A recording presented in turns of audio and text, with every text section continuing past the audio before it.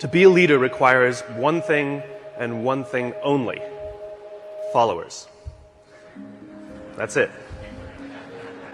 It has nothing to do with rank or title. It has to do with whether others are going to choose, they volunteer, raise their hands and volunteer to go in the direction that you set. We can force people to do things, we can whip them into shape or offer them all kinds of carrots and sticks to get them to do things, but at the end of the day, a true leader is the one where others raise their hand and say, I will follow you. The question is, why should anyone follow you? Now, the human animal is like a company. If we want to get certain behaviors out of the organization, out of people, we give them certain incentives or disincentives. We are exactly the same. If you want someone to perform, if you want them to hit a goal, we set the target, we set the goal, and we offer them some sort of bonus if they get there, and we incentivize the behavior. If we threaten someone with a punishment, we disincentivize the behavior. Wait till your father comes home. You know, anyone who's a parent with gold stars or bonuses or all kinds of things, we're used to this. This is normal. The human body works exactly the same way. If you've ever had a feeling of love, trust, joy, fulfillment, status, pride, those are all chemically produced feelings. They're chemically produced incentives trying to get us, the human body's trying to get us to do certain things to get us to cooperate. Tangible matters. We can only see the things we have words for, right? And this is why the leader must provide a clear vision. Why are we doing this? Why are we in business in the first place? What is the point of growing the company that you're growing? Everybody talks about, what's your goal? Growth. What's the point of the growth? In other words, you have a company. Why do you have that company? What is the value your company is offering to others? And what do you want your company to leave behind when you're gone? There has to be a purpose for why your company exists beyond the things you make, beyond the things you do, beyond the money you make. You had the purpose when you founded the company, otherwise you wouldn't have taken the crazy risk to start it with the overwhelming chance of failure. And people wouldn't have given you blood, sweat, and tears if they didn't believe in you, because you were the alpha, you had the vision, you had the strength, and they wanted your protection. And they joined you, and they gave you their blood, sweat, and tears because you gave them a sense of purpose and belonging and protection. You have to know why you do what you do, and this is what the leaders do. And the more they can put it into words, the clearer they can put it into the words, the more we can see it. Again, we can only see the things we have words for.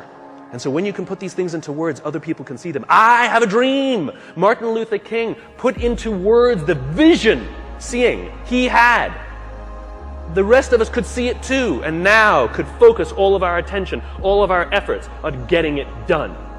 And every metric, and this is the purpose of metrics, every metric we use it's not about the metric. Metrics are supposed to measure progress. In other words, each metric is the tree getting a little bigger.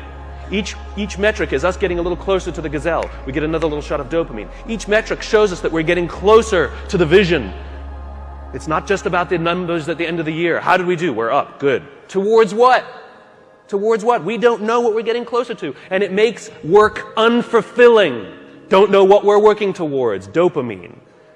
We don't care if we let down the goal. Like if we have a goal that we have to achieve for work and we miss the goal, do we feel bad that we let the numbers down? No. We feel bad that we let somebody we love down. We feel bad that we let down our boss, we let down our parents, we let down our coach, we let down our drill instructor. We feel bad when we let down a human being. Accountability is never to a number. Accountability is to a person.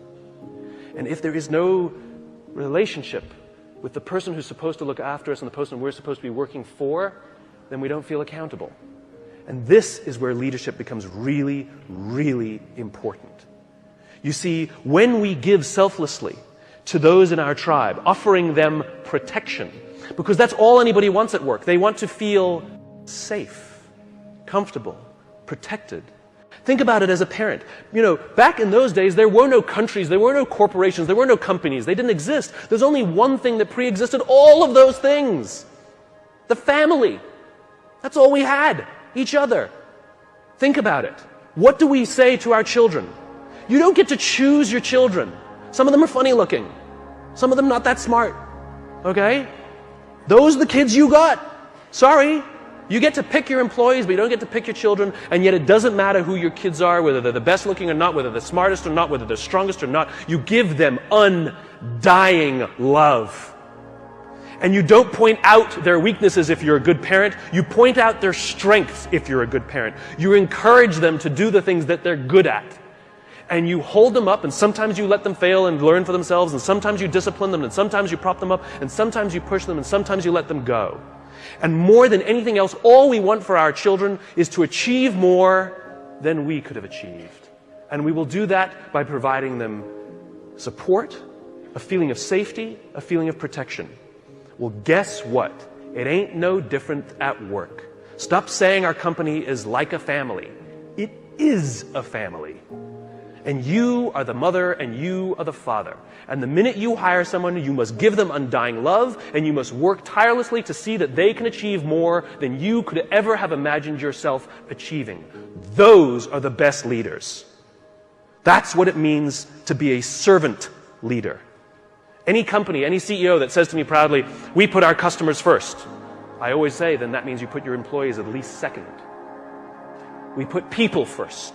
Human beings come first, not numbers. We sacrifice people to save the numbers, but we don't sacrifice the numbers to save the people. A little bit backwards. And yet when we are willing to sacrifice the numbers to save people, you watch what happens to the people. There's a guy by the name of Bob Chapman in St. Louis, Missouri, who runs a company called Barry Waymiller. It's a $1.6 billion private company with 20% year-over-year growth for the past 20 years.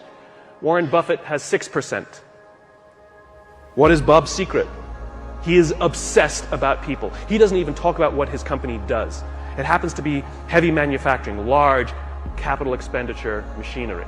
When Kimberly-Clark wants to buy a machine to make toilet paper, they make the machine.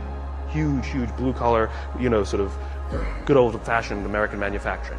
When the financial crisis hit, Bob's company lost 30% of their revenues off the top. Boom, gone. They could not afford their labor pool at all. And so they sat down and they said, oh my God, do we have to have layoffs? And Bob refused.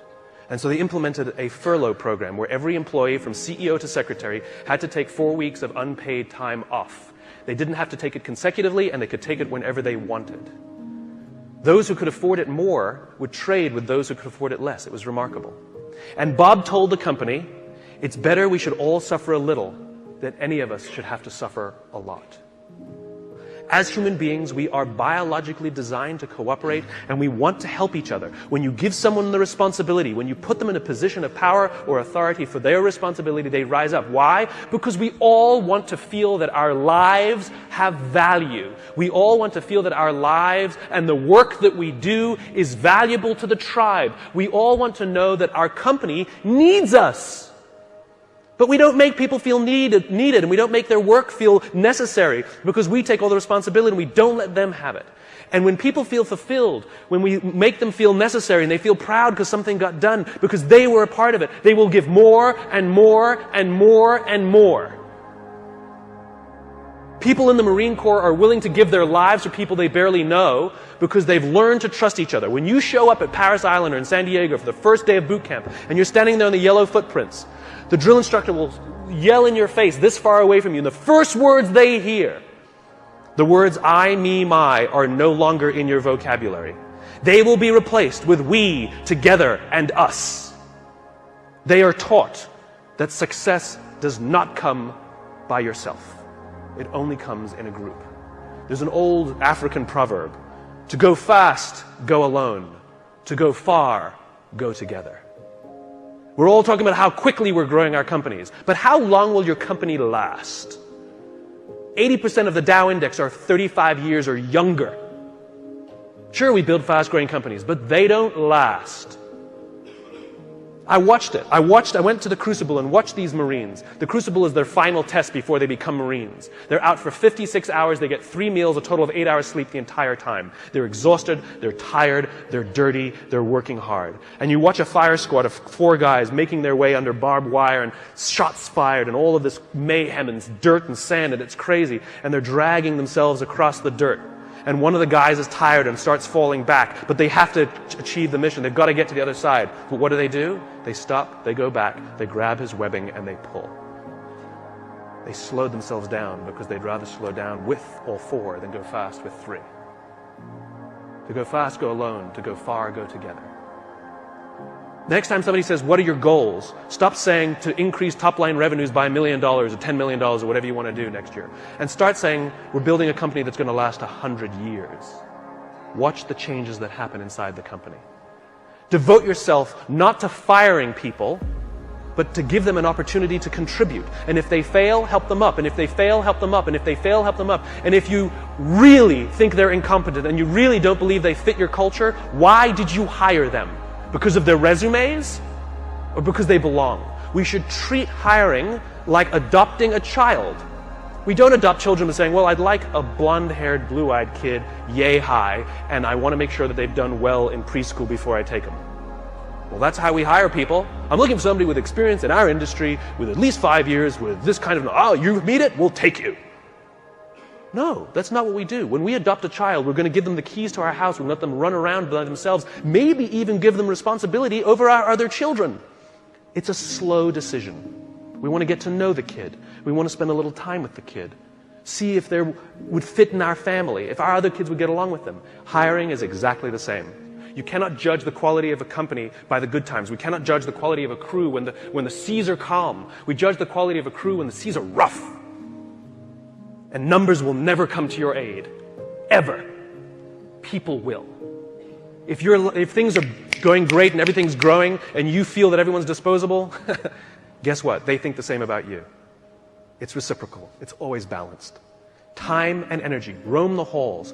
Implement policies where if you have something to say somebody, not just the exchange of information, if you want to pay someone a compliment, if you want to ask somebody a question about their work, not about some fact like what time's the meeting, you do not send emails. You stand up, you walk the 35 feet, and you walk into their office and say, hey, quick question for you. That thing that you did for the client, can you just tell me a little more about it because I have a client meeting? I promise you the relationships that will form simply because people are giving time and energy. It's too quick to send an email. It's too easy. If I come over to your house for dinner, and a day later I send you this beautiful email how grateful I am for the dinner that you made for me, or if I sent you a handwritten note with the exact same words, which one makes you feel better? A handwritten note. It's not the words. It's not the intention. It's the time and energy we take. And if you think you're too busy to give time and energy to your people, then they're too busy to give time and energy to you. It is a balanced equation. I imagine a world in which the vast majority of people wake up every single morning inspired to go to work and come home every single day fulfilled by the work that they do. I believe that loving our jobs is a right, not a privilege. Why should it be just the lucky few who get to love going to work? It is an entitlement that we all have. And by saying love our jobs, it doesn't mean we have to like them every day. We love our children every day, we don't like them every day. Right? We don't have to like every day, it can be hard, but we get to love it every day. And the thing that makes us love our jobs is not the work that we're doing. It's the way we feel when we go there. We feel safe, we feel protected, we feel that someone wants us to achieve more and is giving us the opportunity to prove to themselves and to ourselves that we can. This is the world that I imagine. This is why I do these talks. Because I'm just a cog in the wheel, a cog in the machine. I'm just a small piece of the jigsaw puzzle. I come to speak to the nice people like yourselves because you're the ones who are running companies. You're the ones who are in control of the cultures that you're building. You're the ones who determine who you hire and who you don't. Are you hiring based on skills? You're hiring based on culture. I come and share these ideas with you with the hope that some of you will try some of these things, and over the course of time, you will watch your own cultures improve and the people love coming to work. Oh, and by the way, it's good for innovation, it's good for progress, and it's good for profit. Aside. So I thank you very much.